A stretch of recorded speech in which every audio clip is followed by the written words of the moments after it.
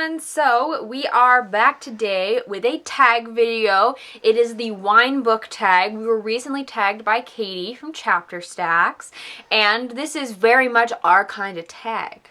So we figured it was well worth taking the time to do because wine and books are two wonderful things. So we're going to combine them today. There are 10 questions, each regarding a different type of wine and a book that we feel matches the question. And we'll have a bunch for you because we're each answering the question, so 20 books to talk about quickly. We're very two for the price of one type of team. Yeah. The first one is something I don't think I've actually had yet, and that is boxed wine. Oh, you're missing out. And it's a book that people will judge you for liking, but you like it anyway. Oh, can I start? Yeah. Okay, great. So for me, that book is The Truth About Forever by Sarah Dessen. I read this book at least once a year, often every summer, and recently, this past year, I was reading it and people told me that it was dumb. And I read it anyway because it is just a really excellent summer read, and it's just a book that has been with me for a very long time, and it's just cute and adorable. You know what? I'm going to keep reading it, despite all of you. My choice for this one is Divergent by Veronica Roth. I don't care about all the haters that have now shown up because this book has gotten popular and the movie came out. This was a really fun book and I loved reading it and I would totally read it again. Question number 2 is Organic Wine, a book that doesn't have any added crap in it and is just written perfectly. Obviously is Animal Farm by George Orwell. I recently reread this in the past year or so, and it is fantastic. It's just so well done. It's also very small, so obviously no extra nonsense. He is very good at making short words and short stories into something completely fabulous. Never use 2 words when one will do perfectly. Talk about reading this with your organic wine, man. I went with the Book of Unknown Americans by Cristina Enriquez, and the theme of like a thin book seems to work for this question because there's no added crap in this. I felt like every chapter, every section had something to add to the story. There was no fluff to it, and it's just like a solid book that tells a fantastic but sad story without making it overboard. Number 3 is something I had never heard of until this tag came out, and that is Gluehwein. It's apparently a German wine. It's also called Glühwein, and they serve it in the little French restaurant in the town over from where we live, and it is fantastic. It's basically just hot mulled wine, and it's very, very good. So Gluehwein is a really spicy, wintry read. I Am Half Sick of Shadows, which is the 4th book in the Flavia de Luz mystery series, was the only wintry book that I could find on my shelf. It's set at Christmas time, and her family is not doing really well on money. They have this giant estate, and they are being hosts to a movie production company who wants to film a movie there with a very famous actress, and then she dies. So it's definitely got some spice to it, not in the like fun romancy kind of way, but there's a death in her own home, and it definitely gets very exciting, and it's also Christmas time, so all of those plots intertwine. I went with Burial Rites by Hannah Kent. This takes place in Iceland. It is about the last female on death row in Iceland. So this is a very moody, dark book. And although it doesn't always take place in winter, the weather is very much its own character in this. And so it always feels very dark and moody. And, you know, the wind is blowing. It's very cold. And although I wouldn't necessarily call it spicy, it's probably the most wintry read that I've ever read because it does have just such a dark mood with it. And I also kind of read it in the wintertime too, so I feel like that can really affect your perception of a book when you read it. Number 4 is Sauvignon Blanc, a really sharp and aggressive read that you couldn't put down. Little Woman is sharp and aggressive? This is Little Women by Louisa May Alcott.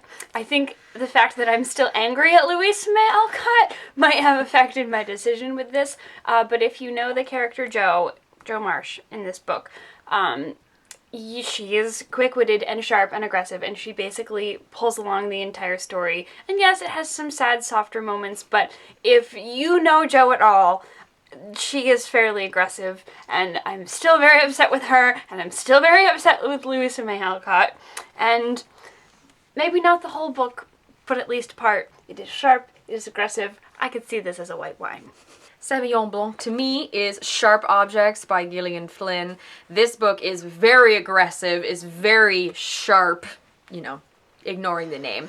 But what's contained in it is very intense, and it packs a punch for how big it is. And I feel like for those of you that have read this or know anything about what Gillian Flynn writes, you will agree with me that this is a perfect book for this wine. Halfway through with Pinot Noir, a book you didn't expect much from, but ended up getting blown away. Another fun Sarah Dessen book, Saint Anything. I really just read this because I tend to read all of her books. I think I've read all of them but one at this point, and I was just sort of reading it because that's what I do. I read them all. They're all kind of very, very similar. And so I read this one, and then I stayed up until 4 a.m. finishing it because it was so good, and I recently read it again, and it's just equally as captivating, and highly recommend. I chose Cuckoos Calling by Robert Galbraith. And the reason I was so surprised about this one was I didn't obviously pick it up until we all found out that it was written by Rowling. But after reading The Casual Vacancy and not really being so blown away by that one, I was a bit nervous reading this, but I love this book. I had so much fun. The characters were fantastic. The story was engrossing. And so it just really, really surprised me with how great it was. Number 6 is Chardonnay, a good summer read that was super zesty. Beautiful Ruins by Jess Walter is a book set in the 1960s in Italy in the summertime, and so that is obviously what makes it a summer read, and it's definitely zesty because there are so many plot lines and all of them have their own little sort of quirks to them, but somehow they all are managed to be woven together, and it just brings all of these sparks of life to people who are not coming of age, but sort of definitely trying to figure themselves out in their adulthood. And there's a certain zest about that in this particular climate and setting. Wild by Cheryl Strayed is the book that I chose. There's no room for Leslie right now. So this was one that I did read during the summer, but there is a large chunk of it that also takes place during the summer. Cheryl decides to hike the Pacific Crest Trail, which goes through California, Oregon, and Washington. And she has just experienced a lot of traumatic events in her life. Her mother's death, her and her husband are splitting up, that sort of thing. So she's got a lot going on in her head, but she's a very interesting person, and that's where the zesty part comes from because of her personality and the way that she had to push herself to hike this trail because she was not prepared at all. And so it was quite an adventure and definitely a fun summer read because you can plow through this book so easily. But yeah, you combine her personality with this epic adventure and you have quite a book. Number 7 is Rosé, a book that has a little bit of everything in it. But it's not really the world's greatest wine. No, it's not.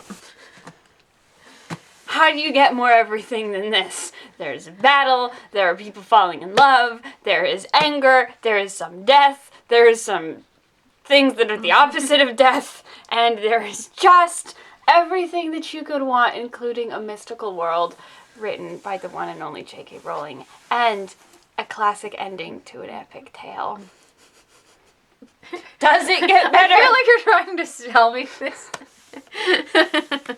What book has a little bit of everything in it, my friends? That would be Ready Player One by Ernest Cline. It has also got epic adventures, characters, falling for each other. I wouldn't say it's the extent of falling in love that Harry Potter necessarily has, but there's an evil force that you're trying to fight, and there's all these crazy things that you're introduced to. There's a ton of creativity in this book as well, and there's just a lot of satisfaction with the ending, and so it's just one wonderful ride.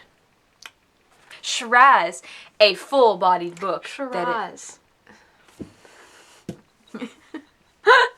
Shiraz. Number 8 is Shiraz.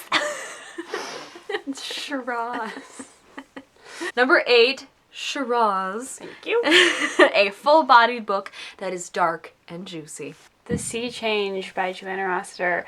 I read this quite a long time ago, and I also have met Joanna Rossiter, but that is not influencing my decision. This is a very dark story. It begins with this woman on the southernmost tip of India, and a massive tidal wave comes and pretty much kills everyone that she knows. Then it flips back to the story of her mother in England around the time of World War II, and that story is not really happy either, but it pulls you along, and it is dark and interesting and very much juicy. And look at this woman on the front. Doesn't she just look dark, like she could use some Shiraz? I think she needs some Shiraz. Shiraz, damn it! Everything I Never Told You by Celeste Ng. This is a dark book. The middle child dies. The marriage is basically falling apart. It's Ohio in the 1970s and racism is rampant. Are we still in the movie? And although I seem to be talking like this is really fun and exciting, it's actually it's a downer. It's a really well-written book, but it's such a downer. So yeah, it's just dark and sad, and don't read this if you're already having a bad day because it's just gonna make it way worse. Number 9, Merlot, a smooth, easy read with a soft finish. That would be The Night Circus by Erin Morgenstern. It is very easy to read because if you watch my review, you'll find out that even though everyone really loves this book, not a lot actually happens in this book. It's very easy to read, it's very interesting, it's very beautifully written, and then there is a nice, soft, dramatic finish at the end. Much like your standard glass of Merlot, which, given that this book is very dark on the front, I think would pair very nicely in terms of an Instagram photo. I went with Heads and Beds by Jacob Tomsky, which is actually a book that, that she gave me last Christmas. This book is lots of fun. Like, it's, as the question says, it's an easy read. It's fun. You just hear about his adventures working in hotels, you fancier hotels where you have lots of interesting clientele, and he's worked in all different positions, so he has a great point of view because he's, worked every side of this, of, the hotel industry, and so he just has a lot of great stories to tell. It's definitely the kind of book that you could enjoy with a glass of Merlot, because it's never too difficult, but it's always a lot of fun. And our final question number 10, is Champagne, which is your favorite book. This is obviously an incredibly unfair question to ask us to pick one favorite book, also because Champagne is, not my favorite wine. Right now I'm very, very, very, very, very, very fond of First and Then by Emma Mills.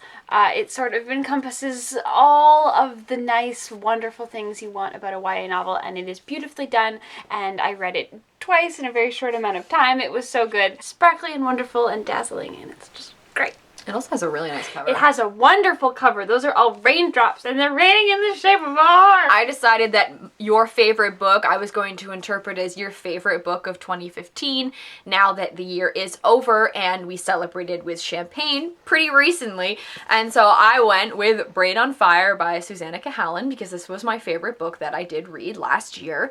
It's a crazy nonfiction story about a sort of unknown disease that strikes her, and it's her personal account, so obviously she made it out, but the intenseness of how much the disease actually affected her is crazy when you read about it. How far gone she was and how far she had to come back from, she was so close to dying, But it is a fantastic, gripping read, and well-deserved for my favorite book of 2015. And that, my friends, is that. We don't really do well with tagging people. I feel like tagging people for tags is just not a thing to do anymore. Nobody really does it. It's more like, oh, if you like this tag, do it. So if you like this tag, do it. It's fun. I mean, if you're a wine drinker, this might mean a bit more to you than somebody who isn't a wine drinker. Don't try all these wines if you're underage.